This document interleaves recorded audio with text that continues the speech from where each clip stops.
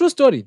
Politics can be brutal. Sometimes you can even deliver the best speeches of your political career, quote every section in the constitution, make perfect legal argument, and then lose by 174 votes.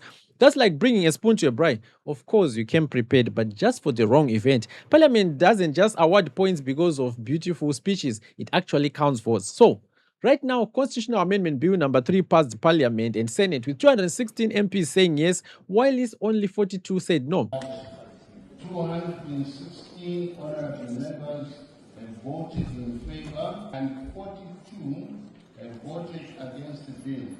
And those 42 votes are now part of Zimbabwe's parliamentary history, whether history remembers them as courageous act of democratic resistance or simply as the official record that disagreement actually existed.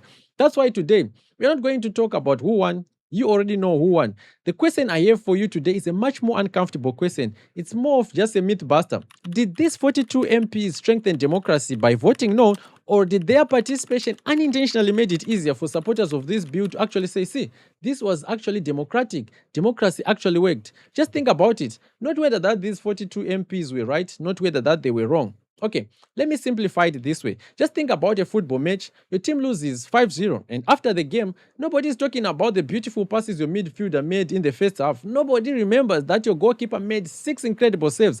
History only records one thing, that you lost 5-0. Now, imagine the winning team saying, the referee actually followed all the rules. VAR even checked every goal. Both the teams played 90 minutes. Nobody walked off the pitch. Therefore, nobody should even question the result. Now, do you see where this is going?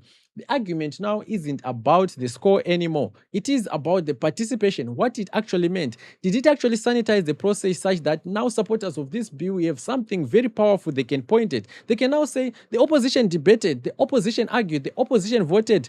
Parliament did exactly what Parliament was supposed to do. Because once you can say those words, you can also say this wasn't actually a dictatorship. This wasn't Parliament forcing something through without the debate. Everyone was heard, everyone debated, and everyone said their opinions. Whether you agree with that statement or not, it now exists. And with the actual popularity of this bill number 3, everyone now knows that Zimbabwe's constitution actually allows itself to be amended. Section 328 says Parliament can amend many parts of the constitution if the required procedures are followed, including achieving a 2/3 majority where required. So, government's argument is actually very simple.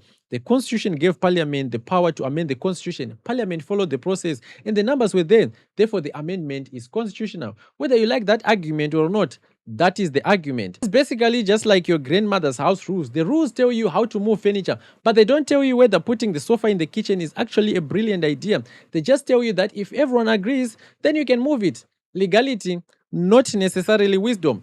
From that perspective, they say democracy functioned exactly as it was designed to function, but critics ask a completely different question. They argue that politics is not only about legality, it is also about legitimacy. These two words actually can sound similar, but they are actually not the same. So, when President Mnangagwa said, "The voice of the people is the voice of God," by the voice of the people, he actually meant legitimacy, which just means asking whether citizens believe the process deserve the confidence or not. Legality only just asks whether the constitutional procedures was followed. So, saying no in the parliament is not just meaningless. In every democracy, dissent matters, controlled or not. So happy that at least we were able to cast our vote. Yes, we didn't win the vote, but I think we gave an emphatic no.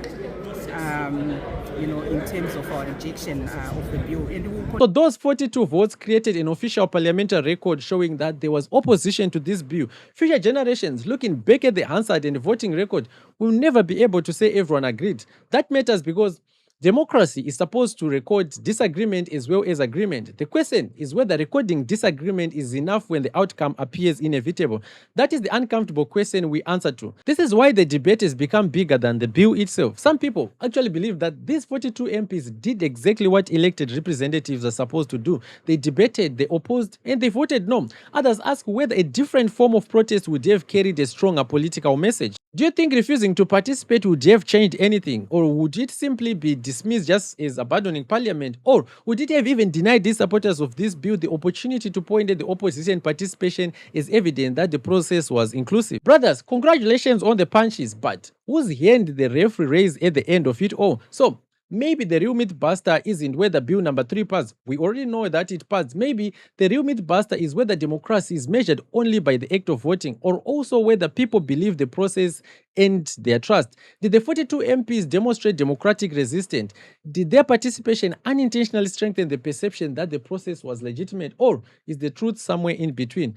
And that is not a verdict. It's a question that Zimbabweans are now debating, and it may be remembered long after the final vote count faded from the headlines. And maybe this whole debate has become bigger than the bill number 3 itself. So I'll leave you with this one question. What's your take on this? Was that a genuine no? Or as we say, auzobinyama yesempoto? This was it for today, my people. Peace.